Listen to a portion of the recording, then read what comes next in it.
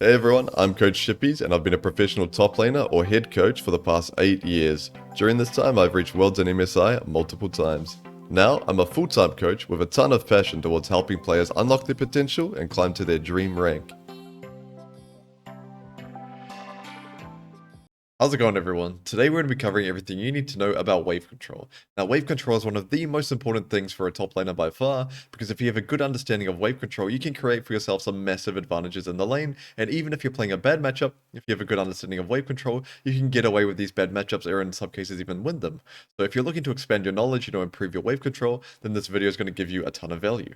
Now we're going to be starting it with level 1, of course earliest wave in the game, and a big thing you can do is you can actually tank the minion wave early on, exit the third bush, let them stack onto you, let all 3 of the melee minions hit you, walk back into the bush, and now they're going to be targeting the same minion. Of course sometimes they might split up a little bit, but because you've pulled the wave and stopped them in their tracks momentarily, the wave is going to be pushing back towards you. Now this is very important in certain matchups, so if you're versus a hard lane, for example Olaf or Darius, you don't really want to be pushing up level 1 if you're a weaker champion like Ornn for example, because they can run you down level 2, they can ghost you down the long lane, but if you pull the wave level 1, let it come back towards you, just farm from far away, it's going to be very easy just to allow the wave to come back into you and farm it up and mitigate how strong they are in the long lane.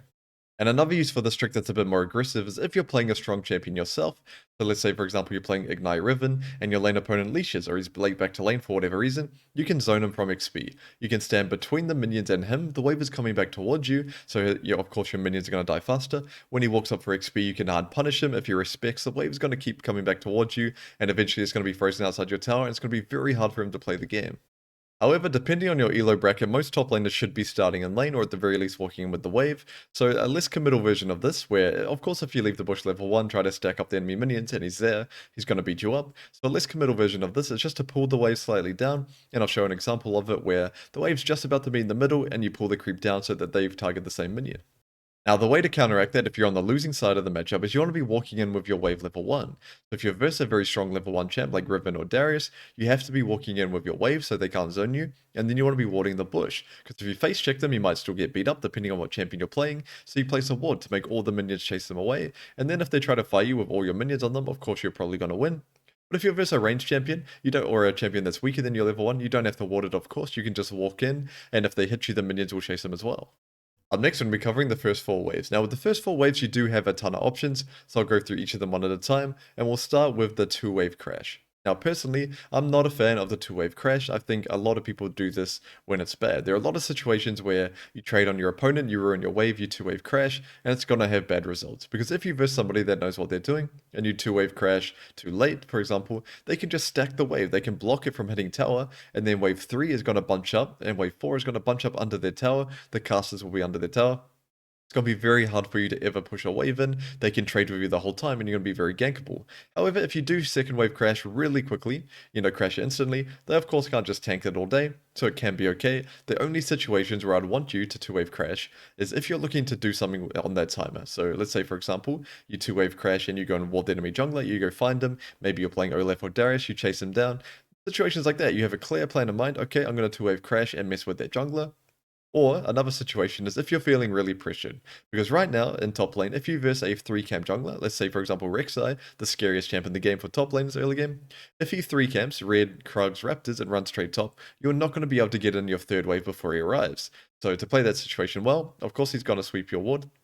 He should have placed level 1. You're going to have to respect him, sit back, lose some CS, maybe even lose the XP. So that situation, a lot of people are uncomfortable in it. So if you verse a really strong 3-camper and you know he's clearing top, you can 2-wave crash and then go and find him. You can leave your lane, go and ward if you want, and then the wave is going to be coming back towards you. So even though you're not going to get an advantageous recall, you're going to be able to respect the timer where the enemy jungler could be punishing you.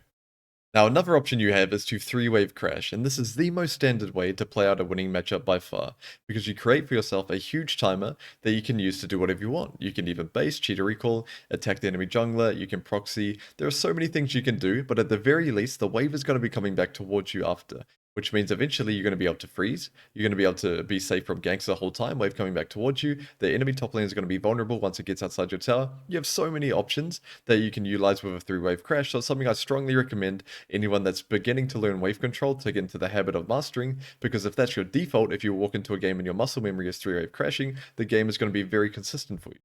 And a bit of advice for how to three-wave crash. I see a lot of people make this mistake where when the minion wave hasn't settled down yet, the second wave is coming in and you fight your opponent, all those minions are going to hit you, which means your minions are attacking their minions while their ones are not doing the same. So your wave is going to push extremely fast. So if you don't allow the wave to settle before you trade onto them, there's a good chance you're going to two-wave crash on accident. And like we talked about before, the dangers of two-waving, if they choose to freeze that, it's going to be really hard for you to play out the rest of that lane. And a big mistake I see players make that doesn't allow them to three-wave crash is when the second wave is coming in, they're trading on their lane opponent, which even if you win the trade, the minions are all going to chase you, they're going to hit you, and during that whole time that they're not hitting your minions and your minions are hitting theirs, it's going to be pushing too fast, which might result in an accidental two-wave crash, where like I said before, if your lane opponent is good, he could look to freeze that, keep wave 3 and 4 stuck under the tower, it's going to be very hard for you to ever get a clean crash under the tower. And a way to avoid that is to keep track of what your lane opponent is doing to the wave. How much is he hitting it, and make sure you're hitting it slightly more than him. You don't want to be hitting it way too much before, if he's sitting back, just respecting. You don't want to just be hitting the minions for no reason. You want to be making sure you are slightly pushing towards him, getting your levels up before him, but still maintaining push at a pace that's going to allow you to three-wave crash. Now, if your lane opponent hits the wave slightly too much, or if he does nothing whatsoever, you can be in a situation where you can four-wave crash. Now, a four-wave crash is best in a situation where your jungler is clearing up towards you, and you have the opportunity to dive them. So let's say, for example, you have Renekton top, at least jungle, very famous for diving top, but there are a lot of champions that you can dive top if you're getting a good trade. If you chunk your opponent to half HP, and they've hit the wave at the same time while you're trading, you can be in a position where you can four-wave crash. That's going to be really good for your jungler, because it's going to give him time to do 3 or 4 camps and then make it top on that crash, where if you just 3-wave crash, it's going to be very hard for him to clear 3 camps and make it for that dive on time. So if you slow it down, go for a 4-wave crash if your lane opponent makes that mistake, then you can play for that dive if it looks good. Now, touching back on the 3-wave crash, one of the options that it opens up for you is the ability to cheat a recall, where you're going to be crashing wave 3, recalling as fast as you can, and spending the extra money on, let's say, for example, a longsword or a ruby crystal, and then coming back to lane with that item advantage while they're clearing a big wave under their tower, trying to crash the next one, and by the time you've arrived back in lane, most champions won't be able to fully crash a wave under your tower and recall. There are some that can do it if they want to, but for the most part, you're going to be able to arrive in your lane with an item advantage as the wave is coming back towards you. Now, you do have to be careful, however, because cheater recalling, on average, you lose about 3 minions of XP, so if you come back, keep in mind, he is going to get level 4 before you, because he's going to be pushing the wave towards you, he's going to have more minions, so you have to be a stronger champion to contest that push. You have to be playing a champ like Olaf or Darius to have the ability to really stop him from crashing the wave under your tower, thin out the wave and beat him up. Of course, some champions you can, and especially if you take a really good trade before you cheater. So let's say they're trying to push out half HP. Even if they're level 4, there's a good chance you win that, even if you're not playing the strongest champion. So there are a ton of variables. Just keep in mind they are going to get level 4 before you, so keep that in mind before you play too aggressive on your way back to lane after cheater recalling. Now, the time I recommend cheater recalling the most is when you're in a situation where you 3-wave crash, but you yourself are low HP, low mana, and you just need the base. In that situation, cheater recalling is really good, but if you're full HP, full mana, and you crash 3 waves, of course you should stay. Because if you stay in the lane after 3-wave crashing, you now have the ability to thin the wave as it's coming back towards you, which means you can kill some minions as they're building a wave. So once the wave gets near your tower, it's not going to be as big as it was if you cheater recalled. You're not going to lose any XP, and you're still going to be able to trade onto them as the wave's coming back in, depending on the matchup. And in this example I'm showing here, Renekton versus Jax, I would never cheater normally because I was too high HP. I just did a cheater basically to have an example of it, because I haven't cheated in a very long time, because you don't really need to. If you're playing your early trades quite well, your high HP, high mana, it's better to let the wave come back into you, thin out the wave, have a nice freeze. But if you're low HP, low mana, of course you should cheater recall. Or if you're feeling really pressured by the enemy jungler, if he's a top on that timer, he clears your ward, cheater recalling can be a good timer to avoid getting ganked by him. But for the most part, you should be looking to trade in a way where once you've crashed wave 3, you can stay around in this lane so you can thin it out and trade as the wave's coming back into you. Another danger to watch out for if you're cheater recalling is if your jungler is clearing topside, you're completely removing him any agency. Where he can't really gank top, you're not even there, he can't invade the jungler, you're not going to be able to rotate. So if you have your jungler clearing towards you, unless you desperately need to base, you probably shouldn't be cheater recalling, because you want to be staying on the map and giving him options. Now, another thing you can do after 3-wave crashing, and this has gained a ton of popularity this year, is proxying. Now, proxying is very dangerous, but very, very rewarding. So if you can proxy the 4th wave after crashing wave 3, if you recall out that timer, not only are you going to have more gold, but because you're clearing a wave between the towers, you don't have to wait for all that extra time. for the wave to come all the way past the tier 1, walk past your minions for you to clear it. You don't really have to wait all that time for it to arrive before you clear it, so if you clear a wave between the towers, if you proxy a wave, your recall timer is going to be a lot faster. Now, I'll go into proxying in a lot more detail later on in the video, it will be timestamped below, but for now we'll keep focusing on the first 4 waves. Where after you crash wave 3, of course the wave is going to be walking into the tower, you now have an opportunity to walk past your opponent and proxy wave 4. Now if you verse somebody that is not familiar with this strategy, they're going to chase you down the lane, which is really good for you. They're going to be losing CS this whole time, so even if you're unable to clear the 4th wave, if they chase you all the way there for some reason, they're going to be losing minions to the tower, they're going to be losing XP this whole time, so they are going to lose a lot more than you do from your recall being slightly delayed. Now most of the time, you will be able to either get past them and clear it, or clear it before they catch up to you, depending on what champion you're playing. So it's very important to know before you head into a game, which is another reason why champion mastery is so important, if your champion even has this option. So if you're playing a champion like Olaf or Jax, for example, Jax's E, really strong wave clear spell, Olaf Q, and there are a lot of champions where the threshold is different. Where on Darius, for example, you can actually proxy at level 4 quite well, 2 points in Q, and with Garen you need 3 points in E. A lot of champions can proxy at different stages of the game, but in terms of the first 4 waves, there's not a ton of champions that can do it. The main ones are definitely going to be Renekton, Olaf, and Jax. Those are the big 3 for proxying early on, and if you can do so, if you can get a great proxy off, it's going to really allow you to snowball your lane, because the wave's going to be coming back towards you. You're going to have 4 waves of gold, and then you're going to be able to easily thin the wave before they reach your tower, because you've created a lot more time than cheater recalling. However, because you are extremely overextended while proxying, this is going to put you in danger of getting killed by the jungler. So it's really important you know where he starts before proxying. Where, let's say, for example, your top lane leash, nice, you know their jungler is clearing bot, so there's a good chance you can proxy, or if you warded his red level 1, you saw him going down, warded his raptors, whatever you want to do. If you can find out where the enemy jungler starts beforehand, before you decide if you want to proxy or not, it's going to allow you to know the conditions between if you're able to proxy or not. Now, as for a bit of general advice, it's going to help you implement these strategies. If you are playing a ranged top laner, if you attack your lane opponent, of course all the minions are going to turn onto you. But if you attack them, the minions turn onto you and you walk into the bush, that's still going to help you get push in your matchup. Because the time the minions are spent, trying to focus in on you, trying to square up, they are not hitting your minions, which is going to allow you to push a lot faster in a range versus melee matchup. And if you're playing a melee champion, you can attack your opponent, causing all the minions to turn onto you, and then pull them onto your side of the lane. Now that they're closer to your side lane, it's very easy for you to last hit them, it's easy for you to even push them as hard as you can if you want to be trying to get push. If they're closer to you, it's going to be very hard for your opponent to stop you doing whatever you want to do with these minions. Now, a huge thing you can do to punish your opponent playing too aggressive that I don't really see anyone talk about is bait them into crashing wave 2. Where let's say, for example, you have versus a Renekton, Jax, champions like that, big AoE spells, if you force them to use their Q or their Jaxi on the whole wave, wave 1 and wave 2, when they're trying to trade onto you, they're going to push the wave way too fast. And now that they're doing that, you're going to be able to freeze it outside your tower. And because you're freezing, wave 3 is going to come, and you want to make sure the wave is bunched up underneath your tower, the caster creeps.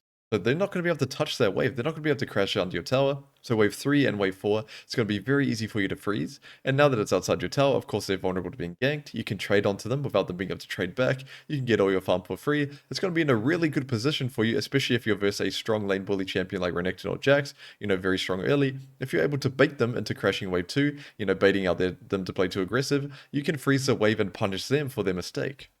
So I'll finish off this section with one final rule, and that is don't ruin the integrity of your wave unless it is a lane changing trade. So for example, if you're versus a champion that doesn't have TP, an Ignite champion, and you take a really good trade, I'm talking 400, 450 HP, and it completely ruins your wave, it makes you crash wave 2, that is fine. They're never going to be able to base and TP back, it's going to be hard for them to freeze because you did so much damage to them. But if you're doing a trade on Renekton, for example, you E through the minion wave, Q him, and ruin it completely for 150 damage, that is not going to be worth the fact that now you're going to be 2-wave crashing on accident. They're going to be able to freeze it and ruin any sort of advantage that you can gain.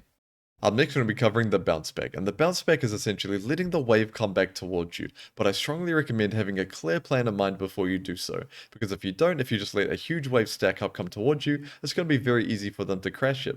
So in this game, I'm going to show you a few examples, but in this game exactly, I'm playing Gwen versus Kayle.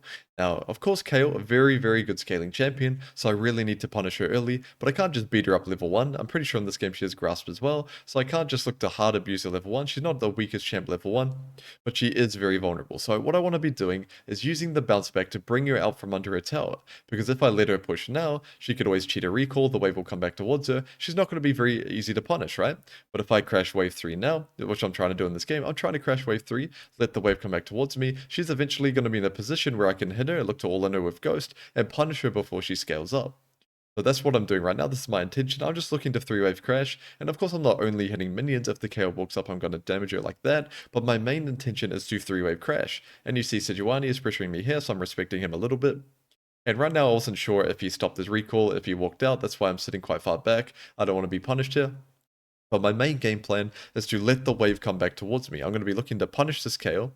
And to do so, I need her from outside of her tower, right? So here I'm not hitting these minions at all. I don't want to be damaging the minion wave. I see this mistake a lot. I don't want to be hitting it because I want it to come back towards me as fast as possible.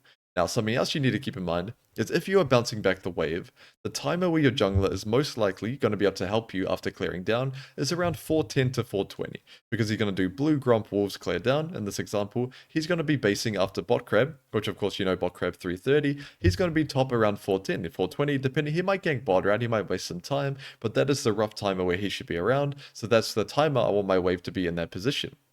I'm letting the wave come back in towards me, I'm trading with her as she walks up like this, and as you'll notice, I'm hitting her but not really damaging the wave too much. I'm still thinning it, as you see here, I'm auto-attacking the wave, chucking a Q onto it. I'm not doing nothing to the wave because I don't want her to have a huge stack of minions, so that if I try to all-in her, like I do now, I'm not going to get completely destroyed by the wave. Now, another benefit you can do, while letting the wave come back towards you, I'm going to showcase here, is you can recall like this. The wave is coming towards me. He's losing so much more XP and minions than I am, so it's a lot easier for me to recall and not lose anything than it is for him to do so. And now I TP back in with the intention to thin the wave, because even though I could have taken the TP advantage here, for example, he's going to be able to crash the wave. The wave's going to bounce back towards him. He's going to be able to get level 6 for free, which is what I really want to avoid in this matchup. So I TP back as fast as I can to thin out this wave, which is what I'm doing now, trying to chunk it down. And even though I'm taking damage, Kha'Zix is around on my top side, right? It's around the 410, 440 time now, even later. And I'm just trying to punish this guy, thin out the wave as much as I can, keep him trapped here. And now my Kha'Zix arrives, and it's very easy for us to punish this great scaling champion. Now, I didn't play this perfectly, right? I'm really low HP at this point. I didn't thin the wave enough. I should have been thinning the wave a lot more early on, but my idea was good. My game plan heading into this lane was to crash wave 3, let the wave come back in towards me, and then look to trade on her really hard as the wave's coming back in, and eventually set her up to either being solo killed by my ghost or killed by my jungler. For our next example, I'm playing Aatrox versus Camille, where in the previous game up against Kayle, of course it was a lot easier for me to get full control of the wave, but in this game it's actually Camille sided in the early levels, so I have to play accordingly, where if I try to force pro, of course maybe I could get it if I spam my Qs on the wave, but if he's a good Camille player, he can look to hard trade onto me while my Q's on cooldown. Once he hits level 2, if the wave is near his side of the tower, it's going to be very hard for me to play in this matchup early on, so I really want to be playing for my level 4 spike, right? Level 3, level 4, then I can look to trade onto him a bit better. But for the most part, I want to be giving him push in this matchup and thinning out the wave as it comes in. I don't want to be letting him just build this huge 3-wave crash so that he can cheat a recall, he can attack, my mid laner, he can do whatever he wants with it. I want to be thinning out the wave so it gets to the point where, and this is the most important part of it, the reason I'm thinning is so I can trade with him. If the wave is really big and I've been sitting back this whole time, if I try to trade onto him, I'm going to get destroyed by the minion wave. But now, as you can see, I've been auto-attacking it constantly, but I'm watching what he's doing. I'm seeing that he's constantly hitting the wave as well, and I'm just trying to hit it slightly less than him, right? The reverse of when you're trying to 3-0 crash yourself, I'm trying to thin out the wave as much as I can so that I can trade with him. As you can see here, I'm punishing him when he goes for CS. I'm even auto-attacking him sometimes because the wave is not so big that I'm scared of being hit by it. Here you can see it's only 3 custom minions, very easy for me to trade onto him. Where if I wasn't thinning the wave out this whole time, and that was, let's say, 7 or 8 minions, there's no way I could trade with him here. He'd just fight me in the wave, he'd have a 3-wave crash by now, and I really wouldn't be able to trade with him, because if he 3-wave crashed cleanly, he would get level 3 while I'm level 2, it's going to be very hard for me to trade onto him. And here you'll notice the wave is coming back towards me, and I'm recalling right now, because even though I don't need to recall, I want to be punishing this Camille. And he's losing a lot more than me during this back time. The wave's coming back towards me, which is a huge thing I want you guys to implement into your gameplay if you aren't already. So now he's lost a lot of XP already, and I'm going to be building up this wave. So I'm missing a couple CS, unlucky. But now that the wave has crashed under my tower, that means it's going to be building up towards him, right? I'm going to be able to crash a wave under his tower next. It's basically a ping pong effect. When someone crashes the wave is going to come towards them. Now, of course, some champions can't stop it, right? A Renekton and Olaf, champions that are really strong early with big AoE spells, they can stop this from happening, but Camille doesn't really have that option. She's pretty weak early on in terms of wave clear and wave management before she gets Tiamat, so it's very easy for me to build this massive wave, and if she tried to thin it right now, of course I would hard bully her, because I have an XP advantage over her from how the early lane went. And as you can see, she's trying to walk up to minions, I can trade onto her pretty handily, and now I'm in a position where there's a variable coming up. So I could just let this wave come back towards me, right? If I wanted to. But the problem is, I want to be poking her under tower, like I'm doing now, but poking her is also going to ruin this wave. However, I can adapt. Now, this is something I learned from watching the Shy VODs, where if you clear this wave here, this wave that's under the tower, as you can see, I only have about 5 or 6 minions. So if I clear his next wave, the next 2 waves are going to reset to completely even. So I'll play the VOD again, where here you can see I'm trying to one-shot this wave as fast as I can, obviously trying to hit him at the same time if I can, but my main intention is to burn that wave, because now all the minions are dead. It's basically like level 1, right? The wave's coming in, meeting in the middle, so now I can take over this bush, and boom, I'm pulling this wave like I did in the level 1 section, but he's actually smart, right? He watered that bush to stop me, but that's something you could implement. You could pull the minions towards you into that bush, and then the wave's going to be coming back towards you. But it's okay. He's watered it, but now I can still take over. It doesn't even matter that he's watered it, because the minion wave is still coming back towards me, and I can look to hard trade on him like this, and there's nothing he could really do. Where, of course, he died a bit too early, he ruined our example, but the wave would have come back towards me slowly and slowly. If he walked up, I would have got good trades onto him, and there's nothing he can really do in that situation, bar from crying for his jungler. Now, at the end of each concept, I'm going to be going through the pros and cons to help you gain a better understanding of when to utilize each strategy. Now, as for the bounce back, one of the biggest benefits you're going to gain from it is going to give you the ability to freeze. And I'm going to be diving into freezing later on in the video, a lot more detail. But freezing is such an important part about top lane, and utilizing the bounce back is going to allow you to use it. And the second benefit, it's going to help you respect the enemy jungler without losing much, because even if he pressures you when you're near their tower at the start of your bounce back, even if you sit really far away out of XP range, you're not going to be losing much. The wave's coming back towards you, his minions are killing yours a lot faster than, the reverse, so eventually the minion wave's going to get to a point where you can farm it freely, and even if you have to sit out of XP range and respect the camp, you're not going to lose much because the wave is coming towards you. And the final benefit, it's going to make your opponent leave his tower. So if he's playing a champion that's weaker than yours early game, you don't want to be shoving him under tower, constantly pushing him in, letting him farm these waves for free. You want to be letting the wave come back towards you, even if that means you can't trade with him and ruin the wave, around wave 4, wave 5.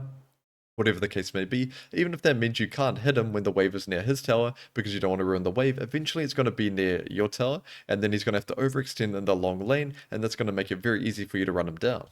Now, even though it's one of the most consistent strategies for wave control, there are some downsides. And the biggest downside you're going to run into is there's going to be some situations where if you let the wave come back into you, they're going to be stronger than you. They're going to have more minions than you. They're going to get a level up before you. So to try paint out an example, let's say they're playing Set with Ignite, and you get a really good trade early on. Let's say you're playing Renekton, you crash wave 3, and you think, okay, I'm going to let the wave come back into me versus Ignite Set. He's going to get level 4 before you. He's going to have more creeps than you, so he's going to be able to crash that wave under your tower most of the time. Let's say your jungler's buffing bot as well, not here to help you. He's going to be able to crash the wave, base, and come straight back to lane. Now, even though you got a really good trade early on, he was essentially able to base for free because you let him. Where maybe it would have been better to just keep crashing waves under tower, poking him down, keep him stuck, play to attack the enemy jungler with your jungle when he comes back up. It depends on the game. There's just so many variables, of course, but for the most part, it's going to be very consistent. If you let the wave come back into you, play that ping pong style, it's going to be very, very consistent, and you have to fine tune, and you have to learn your limits of when you can thin the wave as it's coming back into you, when you can hold that freeze and punish them, and when you can't.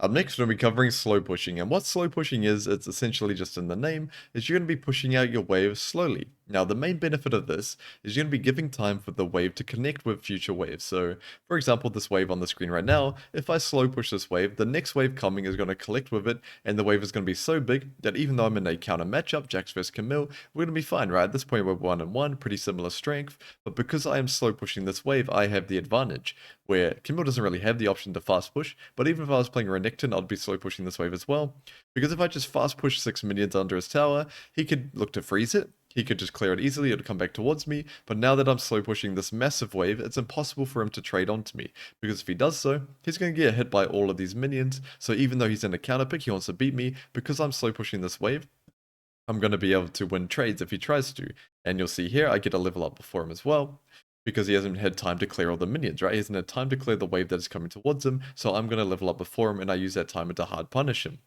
Now, it's important to note how many waves you can slow push for. So here you'll notice the wave is connected. I cannot wait for the future wave to come. And a lot of people make this mistake. They just think, okay, I'm going to slow push. People with a basic understanding of slow push, they just keep slow pushing the waves.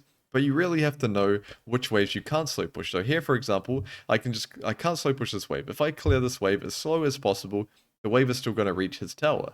So when you're in this situation, it's best to clear the wave as fast as you can to give yourself a lot of time in the future. Because if I cleared this wave slowly, then I would have less time, right? His wave would arrive around the same time as I'm crashing this wave if I was just last hitting these minions. But because I'm hard pushing this wave, as fast as Camille can, we're able to get this wave under tower quickly and we're able to dive him. Now, slow pushing has the other benefit, which I was going to talk about here, where if you slow push a massive wave, it's going to be a lot easier for your jungler to use that as a timer to dive your lane opponent, to invade the enemy jungler. You're giving him a lot of time and giving him a lot of options, where if you just crash 6 minions under the tower, you're not really giving him anything. And another benefit to slow pushing is you're going to be creating for yourself a larger timer. You can use that timer however you like. You can use it to base, ward the enemy jungle, or use it to impact the map, which is going to be extremely important if you're playing a champion with a ton of threat. So champions like Malphite, champions like Camille, champions like Ornn, they have really good ganks, really good attacking spells to attack the enemy jungle or mid, but you really need to be creating for yourself a large timer. Because right now in this example, Malphite vs Tryndamere, if I were to have crashed his cannon as fast as I can, it wouldn't be that fast by the way, trying to clear that cannon as Malphite, he would be able to clear the wave under his tower as around the time his next wave arrives. So if I was to try roam to the enemy jungle, roam enemy mid, he would be able to get the next wave under my tower before I'm even at mid and be breaking tower plates. But because I'm slow pushing this wave with my next wave, and I should be clearing this wave a bit faster, looking at back in hindsight, because I'm slow pushing this wave, I've created for myself a larger timer where I can gank mid. And even here, this is quite cringe to look at. I remember now I'm wasting time going for a plate with bone plating, with Rebel Vest, sorry. But now I've created for myself with the slow push a timer. As you can see the next wave on the minimap, it's so far away, he's not going to be able to get plates by the time I gank mid and come back. So I use this timer to impact the map by ganking mid or attacking the enemy jungle. Now, before we go through the pros and cons of the slow push, I want to give you guys a tip that I don't really see brought up very often, and that is to let the tower do as much as possible before you last hit. So what I mean by that exactly is it's pretty common knowledge that a tower needs to shoot the melee minion twice before you last hit it, and their rage creep once. However, if you want to be building the best slow push possible, you need to let the tower shoot the melee creep 3 times. And on the third shot, of course, you want to be last hitting the minion before the tower shot hits it, so you gain the gold, and with the range creep, of course, let it do the second shot before you last hit it. But if you can do this, you're going to be slow pushing your wave very slowly, so you have time, your wave has time to collect underneath the tower, which means it's going to be very hard for your opponent to thin the wave, very easy for you to build the slow push if you let the tower shoot as much as possible and give yourself more time under tower building this push. Now we basically covered all the positives of a slow push, but I will be listing the negatives because these are the most important things you need to be aware of. And the most important thing you need to know is at the start of your slow push, the enemy jungler is going to know the exact time in which you're gankable. Because junglers are not dumb. Alright, some of them are definitely dumb, but there are some junglers who use that information quite well. They're going to see you are starting a slow push and they can know to themselves, okay, the enemy top laner is going to be near my top laner's tower in 60 seconds. So he can plan his path around that. He can eat 2 or 3 cabs. He can be in that bush waiting for you to go and ward it, for example. He knows exactly what you're going to do. Because if he sees that you're starting a slow push, that can only really go towards the enemy top laner, right? Unless a top laner brute force breaks it, but for the most part, a slow push is just going to go one way, so he can plan his path around that. So keep that in mind. There are some junglers who use that information very well, so it's good to ward at the start of your slow push so that you can see if they're coming to punish you. And the other downside is the enemy top laner can base at the start of your slow push, right? Which is pretty standard. He crashes a wave under your tower, but there are some situations where you want to one-shot the wave to stop him recalling, or clear a wave as fast as you can so that they lose CS under tower. But we will be covering fast pushes later on, but that's just one of the downsides is if you start a slow push, your lane opponent can base and not lose a lot. Next, we're going to be covering fast pushing, and fast pushing is pretty straightforward for the most part. You're essentially just pushing the wave as fast as you can by using your abilities on the wave. Now, there are some situations you need to know about, the best times to use fast pushing, and here I have an example of Bin versus Broken Blade, where Broken Blade chooses to proxy wave forward between the towers, so Bin knows, okay, Broken Blade is going to base after this wave, so I need to be resetting my wave to equal as fast as I can. So here he chooses to fast push this wave, Bin's W on the wave, he's trying to clear it. This wave is not that fast, but this next wave you'll see he one-shots as fast as he can, where he's using his Q, his E, he's trying to get this wave reset as fast as he can, because he needs it dead before the next wave touches it. Because the problem is if the next wave touches it, it's going to start a slow push, which is what he wants to avoid, because now he wants to base and TP back and match the Olaf item advantage. Now, there are a couple reasons why he wants to do that. If he starts a slow push and he tries to base and TP back to match the item advantage of Olaf, he's going to lose XP. His wave is going to have more minions than the enemy wave, of course he's going to be pushing it from high up. If he starts a slow push, so he's going to lose XP and CS from basing, and if he chooses not to base, the Olaf is going to have longsword and D-blade over him, so he's going to lose that all in. Olaf's going to be able to thin the wave, and he's going to be able to look for an all in later on, right? That's a theory of it. It might not go that way because Ben is just a beast, but for the most part, that is why he based. He doesn't want to be in a situation where if he recalls at the start of his slow push, he loses XP and gold, or if he skips his recall, he's going to look to get all in by Olaf, because Olaf can easily thin the wave and look to all in him with the item advantage. Now, a bit of advice for fast pushing into the enemy tower is you want to make sure all of your minions are hitting the tower before the next wave comes. Now, the reason for that is you don't want your wave to be damaging the next wave. You want it to be coming to you as fast as possible, and you don't want to be in a situation where your wave even kills minions under tower and you lose CS. But if all the minions are targeted onto the tower, and they made this change recently, they are not going to go anywhere. Now, the exception to this rule, there are some situations where you want to crash a wave so it targets enemy minions. And the reason you want to be doing that is because if you're playing for a demolish proc and your minions are hitting the enemy tower, they are not going to turn on your lane opponent if he starts to beat you up. They made that change very recently to stop the demolish meta, but you can still get away with it with good wave control. So if you crash a wave at the time where it's going to be hitting the enemy minions at the very start as they're about to leave the tower, you're going to be able to proc demolish, and if your lane opponent hits you, all your minions are going to turn onto him and beat him up. It's only when they target a tower that they don't do that. And the last tip, we talked about it before, when you're building a slow push, you just really need to register when your next wave is going to be coming, and you need to decide ahead of time, am I going to be fast pushing this one that's coming towards me, or slow pushing it? Do I have time to connect it with one extra wave, or do I need to fast push this instantly and use that time I'm creating for myself? And the downsides for this that you need to be watching out for is using your spells on the wave is going to make you very vulnerable on this timer. So let's say, for example, you E and Q on Renekton to fast push a wave, and you're versus Darius or an Olaf, they can look to all in you. So you need to be very careful fast pushing at a timer where your lane opponent can't all in you in response. And the other downside that you need to watch out for is if you crash a 6 creep wave, trying to fast push it and recall, for example, it is much easier for your opponent to freeze it, even if they have to block it for a long time. If they're playing a champion like Sion, they can even use their W, a champion with sustain, they can heal it back. They don't really mind to just S-key outside of tower range, block the 6 minions, and now you've given them a freeze, where if you slow pushed it, it'd be a lot harder for them to do so. Up next, we're going to be covering thinning the wave in a bit more detail, because if you're quite new to wave control, thinning the wave can be a bit daunting. You might be asking yourself, how much of the wave do I need to thin? How many minions do I need to kill? And sorry for this answer, but it really depends on the game state and the matchup you're playing. But a general rule of thumb that you can follow is if your opponent has around 3 to 5 more minions than yours, the wave is going to come towards you quite nicely. Now, it really depends on the matchup.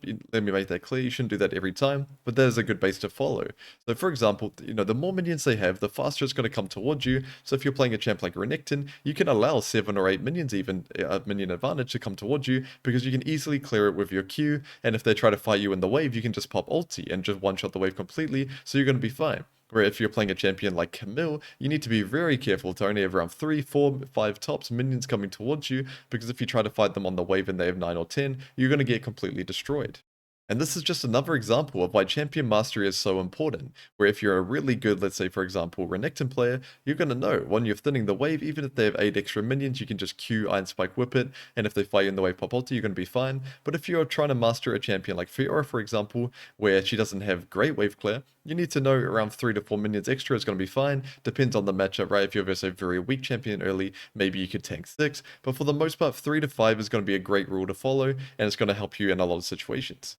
Now, another tip I'm going to give you in terms of thinning out your wave is sometimes you're going to use your TP to do so, where a lot of people feel like, alright, I've crashed a wave, I don't need to use my TP, I'm not going to lose any CS, which may be true, but if you utilize your TP to get back to lane as fast as possible, like in the example I showed earlier, you're going to have a lot of time to thin out the wave, trade on your opponent as the wave comes in, and then by the time it's in that prime freeze position, you're going to be ready to kill him. Now, as for the pros and cons of thinning out your wave, the biggest benefit you're going to gain is it's going to be a lot easier to freeze. If you try to freeze and they have 9 or 10 minions more than you, it's going to be very hard for you to punish them individually, let alone get a jungle gank, where even if your jungle ganks them and it works, it's going to be really messy. The wave is going to chunk both of you to low HP, and your jungler is not going to gain as much of it as if the wave was in a great position where he just comes in, ganks cleanly, he's full HP, and he goes back to his caps. Because he has to deal with this big wave, it's going to be very hard for him and less likely for him to come and give you that gank. And another benefit is because they have less minions, because you've thinned it out, it's going to be a lot easier for you to trade onto them. Where if the big wave is coming towards you, you haven't thinned it out yet, if you try to trade onto them, you of course are going to get destroyed in that trade.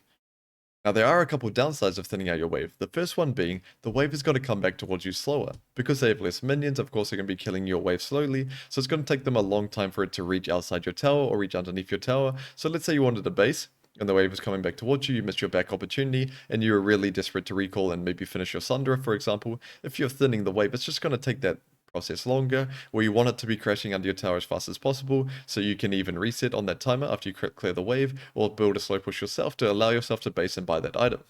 And another downside, and this mistake is very common, is when you're trying to thin out the wave, you are open to being traded on, because you're clearing the minion wave in front of your opponent, and he's got more minions than you. While you're using your spells on the wave or trying to auto-attack it, he can look to punish you on that timer, so you have to be very aware of your champion's limitations when you're doing so. And it really depends on the matchup how much thinning you can get away with, but for the most part you should be wary that your opponent should be looking to stop you from thinning that wave. And the final downside is it can make yourself gankable. If you're trying to thin the wave from high up, for example, outside their tower, as it's coming back towards you, say you're trying to trim a couple of the melees, and the enemy jungler ganks you, you're going to get punished, of course. You're very deep, but if you were to just sit back and not thin at all, you're not really going to be able to get ganked. So you keep that in mind. When you're trying to thin initially, you can get ganked, and the whole process of being thin, you're liable to being traded on by your lane opponent. Next, we're going to be covering freezing, and I will be going into a ton of detail in this section because it's one of the most important skills you need to learn as a top laner. And for those of you who don't know what freezing is essentially keeping your wave stuck, keeping your wave frozen in a position right outside your tower that makes it so your lane opponent's very gankable, you're not very gankable, and you can deny your opponent from CSN XP if he walks up to the wave. I have an example here from a recent Worlds game where Ben is up against Olaf, and he takes a great trade there because he TP'd in earlier to stack Fury, and now Broken Blade feels like he needs to punish this timer when Renekton's W is on cooldown. However, the mistake he makes here is the second he auto-attacks Renekton, Ben knows his lane is over. Because as you notice, all the minions are chasing him, the cannon wave, all the casters, all the minions are chasing him, which means they are not doing damage to the blue side creeps. So now Ben knows the wave is going to be coming back towards me. Now, when the wave is coming back towards you, you're going to be in a position to freeze it. And because Ben won the trades, and he has also registered that the wave's coming back towards him, he now knows, okay, if I let the wave come back towards me and freeze it here, I can gain myself a huge advantage over this Olaf. But if he tried to, for example, on his next E, dash through these minions, Q the Olaf, and ruin the wave, he would not be able to gain that advantage. So to see what he does, he realizes now, okay, the minion wave's coming back towards me, so now he's thinning the wave. Because he doesn't want to be in a position where there's just so many more minions in his, so Olaf can clear the wave with a couple Qs and recall. So he's thinning it out, and he's following the rule we talked about before for thinning the wave. 4 more creeps, right? So 4 creeps extra on the next wave. So now it's very easy for him to maintain this freeze. So now he's just standing between the backcasters and the Olaf, and if he walks up to get XP, he's of course going to get destroyed in the trade. So now the only way out of this position for this Olaf is to base during that whole time where he has to recall, wave comes back, he's going to be losing XP the whole time, or call up his jungler.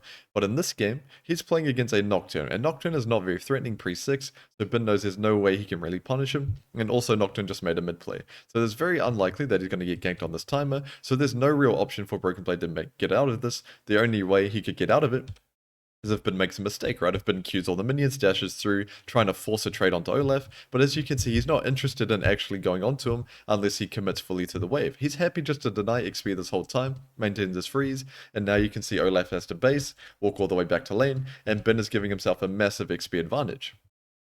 Now, I'll speed it up a bit as he's walking back to lane, but he's just holding his freeze here this whole time. Now, keep in mind, if you're playing solo queue and you do this, if you have this really ruthless freeze, where you're denying a ton of XP from your opponent, he's going to cry for his jungler, almost every time.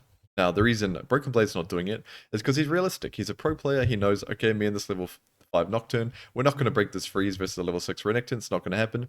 So he's just okay to get behind himself and trust his team.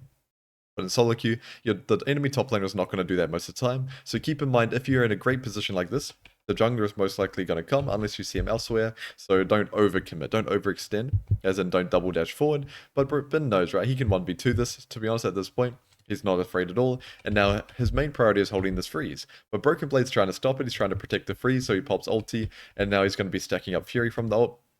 And as you'll notice, the AoE damage from Renekton, he's not letting it touch the minions because he doesn't want to ruin his freeze. So this is the best example from a recent game, and the reason I showcase it again, even though I did show it in a recent video, is just because it's the most punishing freeze I could find, and you can see the big benefits you can gain from utilizing this wave control concept. So I'll put some examples of me freezing in solo queue in the background just so you know what to expect, but for the most part you want to be aiming to have 4 to 5 extra minions to hold a freeze. I've heard this rule going around, my students have told me, they must have heard it from a video, that you need 3 extra custom minions to freeze, but that is just completely capped. If you have 3 extra custom minions, especially if they're low HP, you're not going to be able to freeze that for very long. You want the enemy wave to have around 4 to 5 extra minions to yours, and that's going to be very easy for you to hold a freeze for an extremely long period of time. Now, it's important to note you don't want to have a cannon minion involved in your freeze. It can make it really messy, and the reason for that is it's very hard to trim a cannon minion in a hurry. It's so tanky, but if you're playing a champion like Renekton, champion like Jax, most top lane champions have a wave clear tool, where if you realize, okay, I haven't trimmed my wave enough, I need to trim in a hurry, or they're just going to crash the wave, just drop a Renekton Q on a couple casters, trim them away, you're going to be able to maintain that freeze.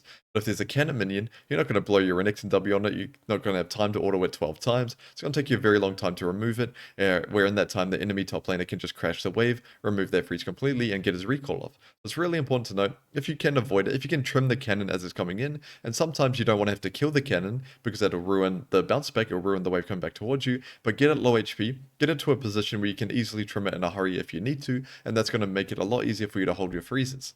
Now, it's important to note the more minions you have, the longer you can freeze for.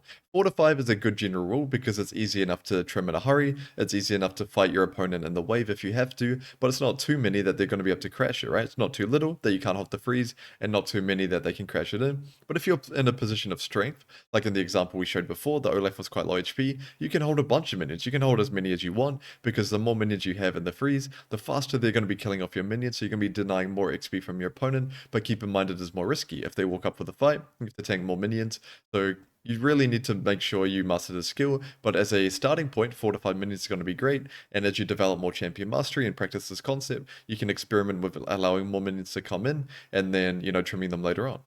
Now, something I strongly recommend to all my students, and I recommend it to everyone watching this video as well, is make sure you're not freezing your wave in the mid game. It can feel very tempting if your tower gets blown up, let the wave come back towards your tier 2 and freeze it there, but that's the last thing you want to do. Right now, the game, that was a very good strategy many years ago, but in current League of Legends, that's something you want to avoid, because if you freeze your wave outside your tower, you're giving your lane opponent a ton of freedom.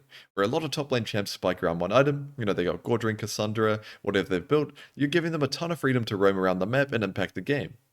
They can dive bot, they can attack mid, attack your jungler in the bot side jungle. There's nothing you can really do to help them if you're freezing your wave, and if you're trying to backping your team and tell them to respect while you're denying 5 XP a minute, they're not going to listen, they're probably going to die anyway, so it's most important, and even if they do listen, it's not worth it, it's not worth what they're giving up for your advantage. It's better for you to push your lane out, make them react to you, because if they're stronger than you from breaking your tower, make them respond to waves, that's going to give you a high chance of winning the game.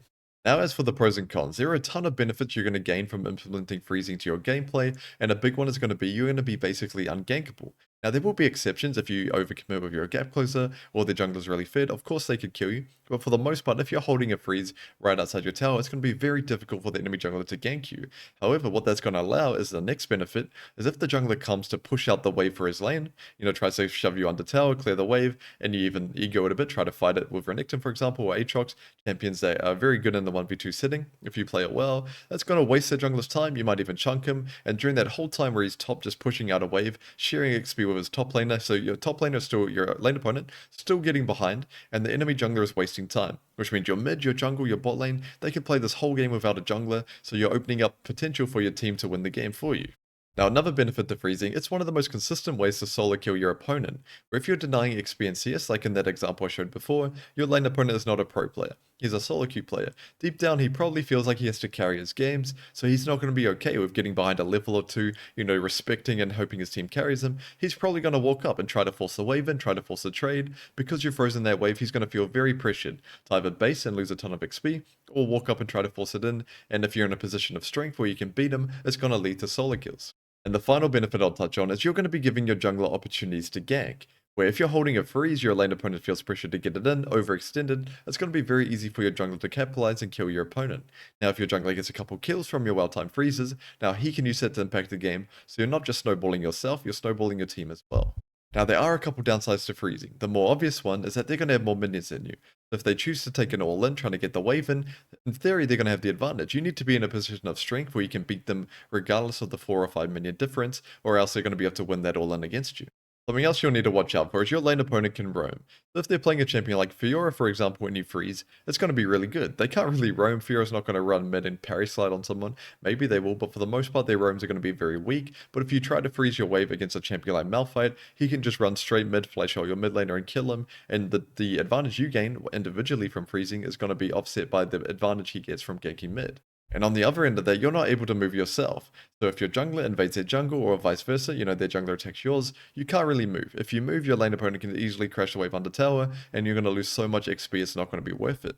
And the timer you're going to have to watch out for is freezing around the Herald timer. If you try to freeze at 8 minutes or 8:30 for example, your lane opponent can just run straight to Herald and start it with his jungler, and they're going to be gaining an advantage elsewhere. And the final downside, and this one is the most important to me personally, is you can't play for tower plates and proxying if you're freezing. If you're freezing the wave at, let's say, 6 minutes, 9 minutes, and your lane opponent is playing a champion like Ornn, champion like Sion or Malphite, they don't really care. They're fine to go down 20, 30 CS, give you an XP lead, because they're still going to be useful later on in the game. However, if you're able to build big waves against them, crash under their tower, play for demolishing the tower, and proxying between the waves, and we will be going into proxying later on in the video, but if you play in that style, playing to demolish the tower, blow it up before 14 minutes, that's going to give you a much bigger advantage. You're going to be impacting the game a lot more than just freezing and denying XP from a tank. Up next, we're going to be covering proxying. Now, proxying has become extremely popular this year, and what I mean by proxying is clearing the wave between the two towers. So the enemy tier 1 and the enemy tier 2, you're going to be clearing your wave in between them. Now, the reason this is so impactful, the most important part of it is you're going to be securing yourself a high tempo recall. Where if you clear the wave in the middle of the lane, for example, after it pushes past enemy tier 1 and recall, they're going to be able to crash a wave under your tower and deny you CS. However, if you proxy and clear the minion waves between the two towers and base instantly, you can be able to get back to wave in time before the next wave has even touched your tower, even if they're hard pushing. So it's really important for securing good recalls, and there are many other benefits to proxying as well. Now, another reason proxying is so impactful is because most of the time as a top laner, it can feel quite tough to get involved in the game early game because your lane is just so isolated from the rest of the map. But if you're really good at proxying and you know exactly when you can do so, you're going to be pressuring not just top lane, but the enemy jungle and mid as well. If you proxy the wave and don't need a recall, fog into the enemy jungle, you can be eating his camps, you can be attacking him on the camps, chasing him out. You can even be ganking the mid laner if they're playing aggressive. So if the enemy mid laner, let's say for example, he's playing Yone or Sylas, he's trying to play aggressive, he's trying to push up mid, and you're constantly proxying, clearing the wave, running into the jungle, he's going to feel very scared to push up because if he does, you're going to gank him. And the enemy jungler, he's going to feel very pressured to walk into his jungle, eat his camps, because if he runs into you, you're going to beat him up. And the enemy top laner is going to be stuck under the tower catching waves, and if he tries to chase you around, he's going to be losing a lot as well. And the final benefit to proxying, it's a very good time waster. So what I mean by that is, in this example here, you see the Ornn. I've crashed a wave under his tower, I'm proxying the wave, and he's trying to stop me. He's chasing me down, he even trades flashes, he's burning my flash this whole time, and although it might look a bit dodgy, I'm low HP, almost died to Ornn, he's losing CS and XP this entire time, and I know there's no way I can die as long as I use my flash properly, and this whole time that he is chasing me down, he's getting further and further behind, and there will be some situations where the enemy jungler ganks you, but if you're really confident in proxying, and this is really strong on champion like Garen, where if you have Ghost and Phase Rush, like I talked about in the guide, if he tries to gank you and you just Phase Rush out of there, chunk him on the way out, as long as you are clearing the wave when the enemy's trying to chase you and waste their time, you're going to be gaining an advantage regardless. Now, in terms of how to proxy, I've broken it down into 3 steps, where step 1 is you want to be building a wave. Now, you won't always have to. There will be some situations where you're far enough ahead that you can proxy with a single wave, but for the most part, especially early game, you want to be building 2 or 3 waves together, crashing under the tower, and then running past your opponent. Now, it's important to note if he's playing a champion like Darius or even a champion like Vayne, right? You don't want to let them start stacking on you or condemn you into the wall. You can run around the Krug wall. As long as you fast push the wave, the last wave before you want to be proxying, fast push as quick as you can, you're going to have time to run around the Krug wall if you don't want your opponent to hit you. But most of the time, you're going to be proxying with that big stack and they're not going to be able to do anything depending on their champ. And you can even get a demolished proc on the way back, on way past, right? A bit of a drive-by. And then once you're in that position between the 2 waves, between the 2 towers, you want to be clearing your wave, but there will be some situations where you have to hold on to key spells. So if you're playing Garen, for example, you might have to hold on to your Q, because if your lane opponent one-shots a wave, chases you down, auto Q, auto phase rush out of there, you're going to be fine. But if you burn your Q and E on the wave, he's going to be able to stick onto you because you can't really proc phase rush. And there's going to be a lot of variables like that, which is another reason champion mastery is so important. You're going to learn the limits of your champion. So I recommend trying proxying on your main champion, and not all champs can do it, to be honest, but if you're playing a champion that can, make sure you try it, because proxying is just so overpowered if you can get the hang of it. But even though it's hard to utilize, right? If you do it at the start, you're probably going to die a couple of times. You might even get ganked. So keep that in mind. It's going to be tough, a tough learning curve. But once you master proxying, you're going to be very impactful in your games. Now, step 3 is being aware of the enemy jungler.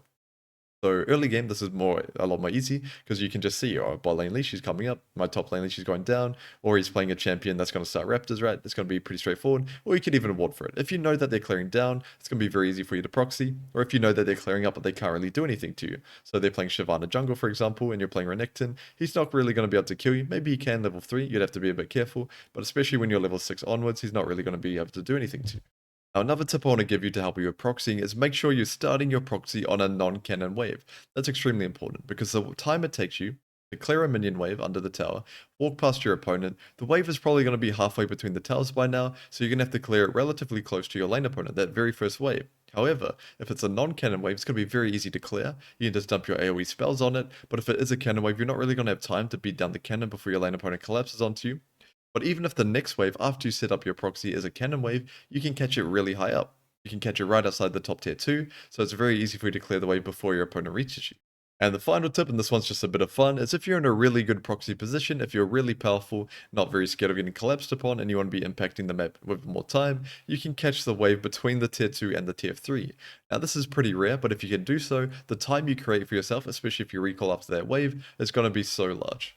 Although proxying is quite a powerful strategy, there are still some negatives, and the biggest negative you're going to run into is you can be easily killed while doing it, because if you're unfamiliar with your limits, it's very easy for the enemy jungler to gank you because you're so overextended. But if you're very aware of your champion's limitations relative to the enemy jungle champion, where for example, okay, if this Hecarim ganks me, he's got Ghost, I can just Renekton E through him, Renekton E over the wall, and I'm out. Worst case scenario, I have to flash, you're going to be fine. As long as you are clearing the wave when you're getting ganked and escaping, it's going to be worth it most of the time, right? Sometimes losing your flash is not going to be worth it, maybe if you're trying to proxy on Jace or something, but for the most part, the main proxying champs, if you're proxying at a timer, where even if the enemy jungler ganks you, you're going to live, it's going to work out in the end as long as you clear the wave, but it's really important that you master those limits, because if you just walk between the towers and get killed by the jungler, of course that's not going to help you win the game.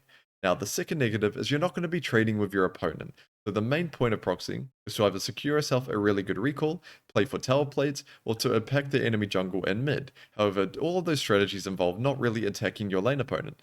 So if you're in a matchup where, let's say for example, you're playing Jax versus Fiora, you probably want to be getting an individual lead over the Fiora, so proxying may be good for the first sequence, Crash Wave 3, Proxy Wave 4, but you don't want to be proxying the entire game in that matchup, you want to be playing for the individual advantage.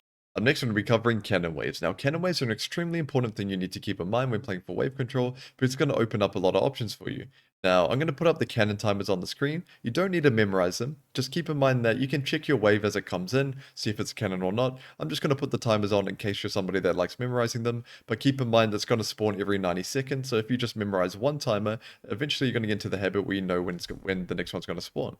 Now, there are a few things you can do with cannon waves in the early game. First one we're going to go through is you can actually use it to dive your opponent, where even if they're playing a champion with a lot of wave clear, they're not going to be able to clear the cannon wave and all the minions in time, and the cannon wave is going to be tanking the tower the whole time, so it's going to be very hard for them to try, desperately get a level up during the dive. So if you can call up your jungler ahead of time, which is why I value memorizing the cannon timer so highly, if you can call your jungler up 60 or even 75 seconds ahead before the dive, I'm going to be slow pushing a wave, it's going to sync up with the 530 cannon timer, we can dive our opponent on this wave, you should come up. It's going to open up a lot of plays for you, right? And your jungler's not always going to listen, of course, but if you're pinging him a play a minute in advance, he's going to have time to finish whatever he wants to do. Eat his gromp, eat his scuttle crab, and he's going to be able to make it to your dive in time because you gave him so much warning in advance.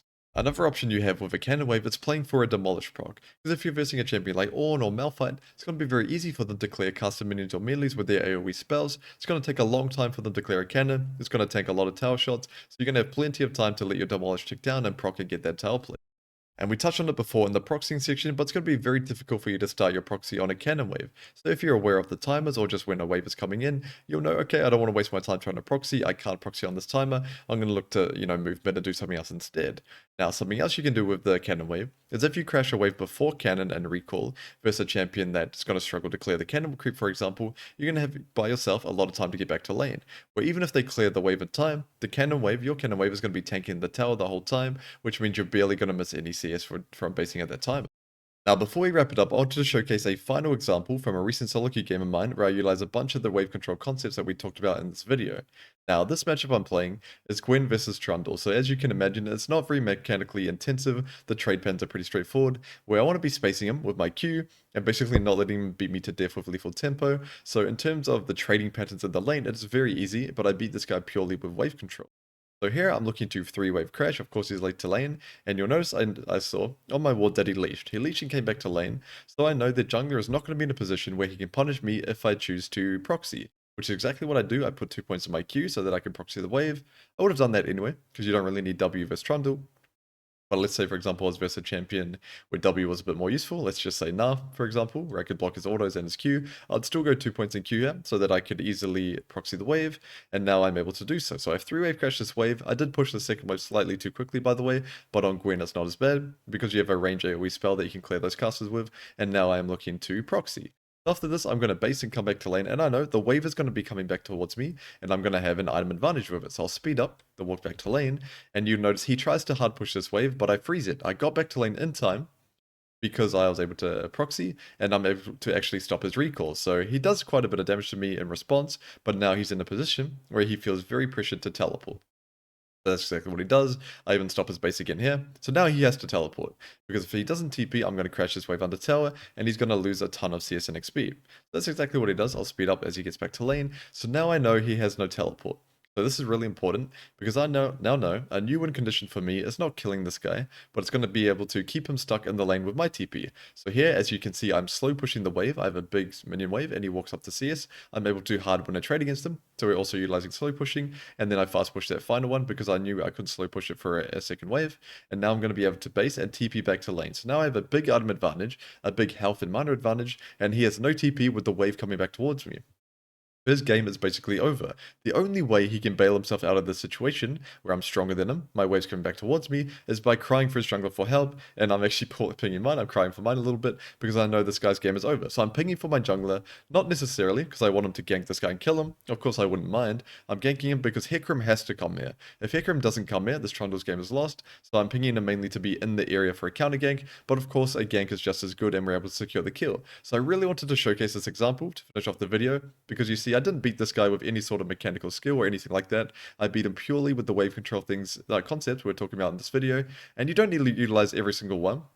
Of course, that's impossible. You're not going to utilize every single concept every game you play. I just want to expand your knowledge to the point where you can utilize them in a game like this and gain yourself a big advantage. Alright everyone, I'm going to call it there. And I hope this video helped expand your knowledge in some way in terms of wave control, because it's one of the most important things that makes somebody a great top laner. Now I'm definitely going to have to revisit this topic at some point, because there's just so much to it being a master of wave control, but I hope for now this gave you a ton of knowledge that you can work on in your games, and I wish you the best of luck.